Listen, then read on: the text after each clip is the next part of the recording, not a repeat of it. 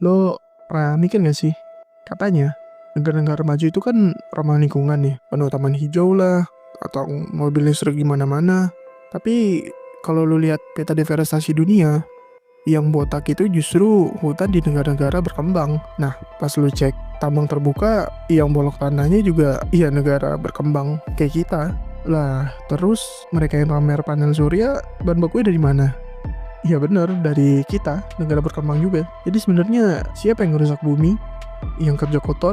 Atau yang duduk manis tinggal pakai? So, di video pertama gue tuh pengen bahas tentang kenapa sih negara miskin itu identik dengan kerusakan alam.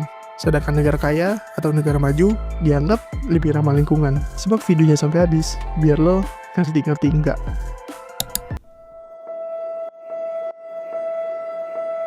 Nih ya, sejak zaman revolusi industri, negara-negara kaya atau negara maju itu udah nyumbang sekitar 79% total emisi karbon dunia.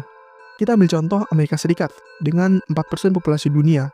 Tapi, mereka tuh udah nyumbang lebih dari 14% emisi global tiap tahun. Sekarang, pas negara berkembang kayak kita ini baru mulai nyalain mesin, mereka tuh pada teriak, bro, jangan nyampah dong, go green dong. Lah, kan mereka duluan yang nyebar asap.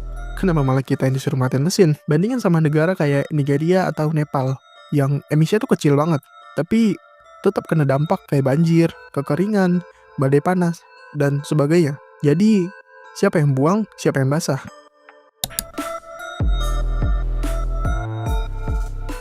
Di Kalimantan, satu desa itu bisa hilang cuma dalam waktu 5 tahun, karena tambang batu bara. Lah, hubungannya tambang sama desa hilang apa bang? Gini ya, tambang itu kebanyakan pasti ngerusak alam, kayak penebangan hutan, belum lagi lubang-lubang yang diakibatkan dari aktivitas tambang. Terus, mobil tambang itu gede-gede dan berat-berat, bahkan lebih berat dari mobil biasa.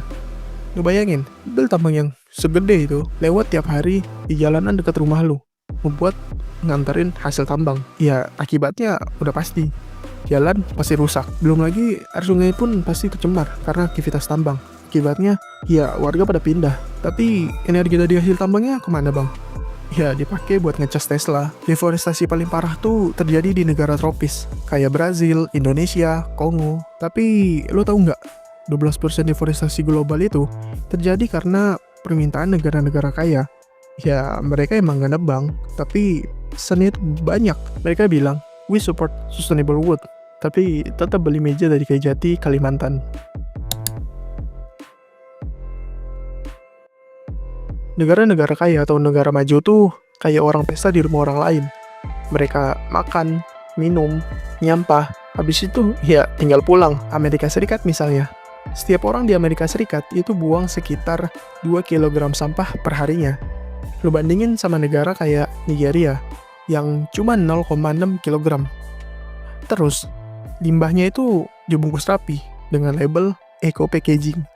Tapi akhirnya ya dikirim ke Asia Tenggara juga. Jadi mereka yang pesta, kok kita yang nyapu? Gue pernah baca laporan Amnesty International. Di Kongo, anak-anak umur 10 tahun tuh udah kerja di tambang kobalt. Tangan kotor, paru-paru rusak, bahkan tanpa APD yang lengkap. Buat apa? Ya buat bahan baterai mobil listrik dan HP yang kita semua pakai. Tapi bang, emangnya mereka nggak peduli soal zero emission? Bukannya nggak peduli soal zero emission, tapi mereka tuh cuma pengen makan hari ini.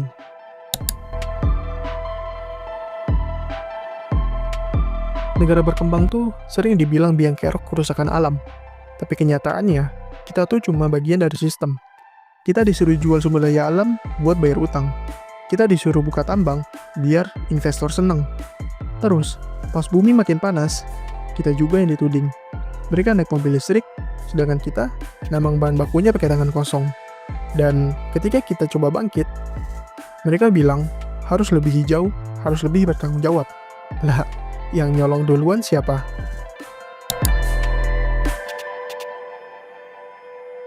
Sekarang lo udah ngerti kan?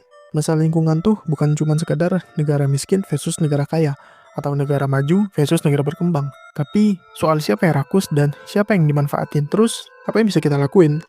Ada 4 poin sederhana yang bisa lo lakuin.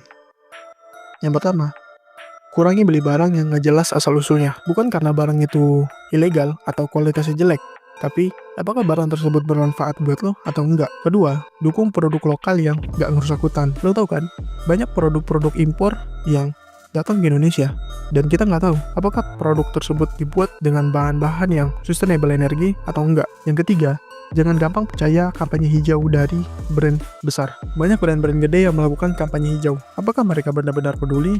Kita nggak tahu.